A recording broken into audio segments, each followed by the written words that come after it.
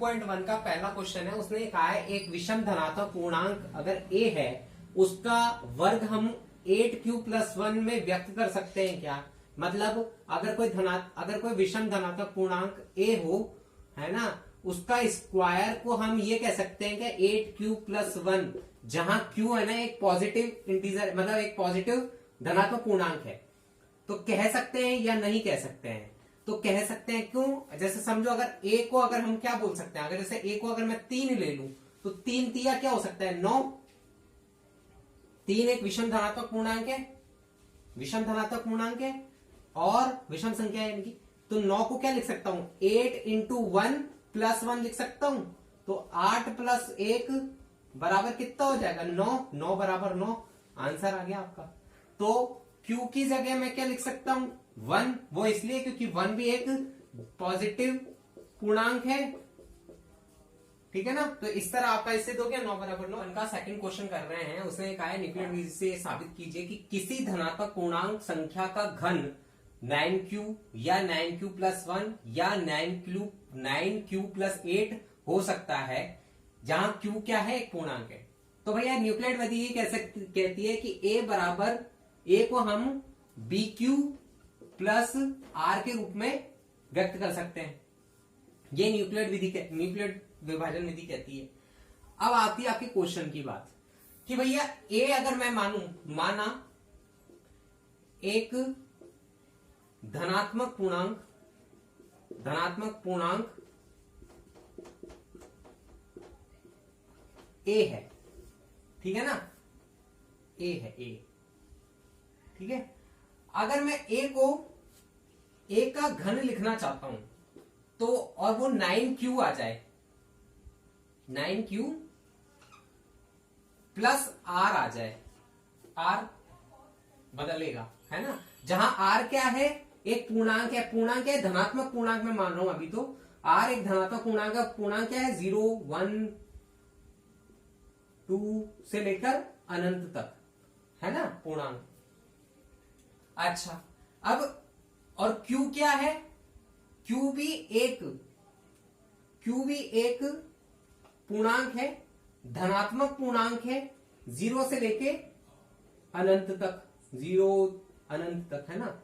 अब मेरी बात सुनो, a का क्यूब, अब धनात्मक पूर्णांक कहा है इसने धनात्मक पूर्णांक कहा है। मैं एक काम करता हूं, इसको क्या बोलूं कि इसका क्यूब मिले मेरे को, कि भैया एक धनात्मक पूर्णांक होता है। इसमें धनात्मक पूर्णांक विषम भी हो सकता है, सम भी हो सकता है। मैं कर रहा हूं 2 का अगर क्यूब करूंगा, 2 का क्यूब तो 8 हो जाता है, वो तो 9 से पहले से छोटा हो गया। मैं करता हूं 3 का क्यूब, जैसे 3 का क्यूब अगर मैं करूंगा तो आएगा 27। 9 क्यूब प्लस r इसके रूप में विभाग करना है। 9 तिया होता है 27। 27 को मैं क्या कह सकता हूं? 9 तिया 27 होता है, 9 इंटू 3 प्लस r की वैल्यू मैं 0 रख रहा हूं यहां। तो ये क्या आया? मैं 27 को मैं 9q के रूप में व्यक्त कर सकता हूं, जहां की q बराबर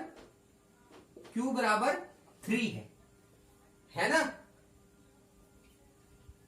अब आता है सेकंड कंडीशन। फर्स्ट कंडीशन पूरी हो गई, सेकंड कंडीशन 9q+1 के लिए। अगर मैं कोई एक धनात्मक पूर्णांक a मानूं, है ना, और उसको मुझे व्यक्त करना है 9q+1 में, 9q+1 में व्यक्त करना है a क्यूब को, है ना। कैसे व्यक्त कर सकता हूं? वही फॉर्मूला कि भैया a को मैं क्या मानूं? अगर मैं 3 मानूंगा तो ये तो 9 तिया 27, तो ये यहीं खत्म हो जाएगा। +1 करके मेरे को 28 थोड़े ना लाना, 28 किसी का क्यूब थोड़ी ना होता है। तो मैं एक काम करता हूं, 4 का करता हूं। 4 चौक 16, 16 चौक 64। तो 4 का क्यूब करता हूं मैं। 4 का क्यूब किया मैंने, 9q+1। अभी मेरे को पता नहीं क्या आएगा क्यूब, तो 4 का क्यूब करोगे तो 4 चौक 16, 16 चौक 64, 64, 9 चौक 36, 9 45, 9 चौक 54, 9 सत्ते 63, 9 सत्ते 63 आ रहा है। 9 7 जा 63 आ रहा है, 9 सत्ते 63 आ रहा है। लेकिन 63 में 1 जोड़ेंगे तो 64 आ जाएगा। तो ये अपना फॉर्मूला बन गया कि मैं 64 के लिए, मतलब 4 का क्यूब निकालने के लिए 9q+1 का प्रयोग कर सकता हूं, जहां क्यू एक पूर्णांक है 7। ठीक है ना, तो ये भी पूरा हो गया।